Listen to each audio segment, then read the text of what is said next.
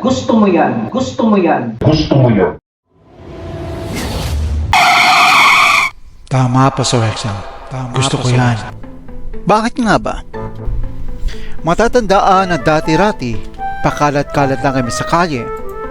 Minsan sa isang tent, sa gitna pa rin ng kalye. Kaya naman kami nanalangin. At nanalangin hanggang sa makita namin ang lugar na ito. At sinabing, gusto ko yan.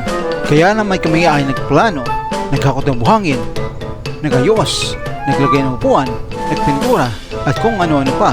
Hanggang sa ang aming mataimtim na ipinapanalangin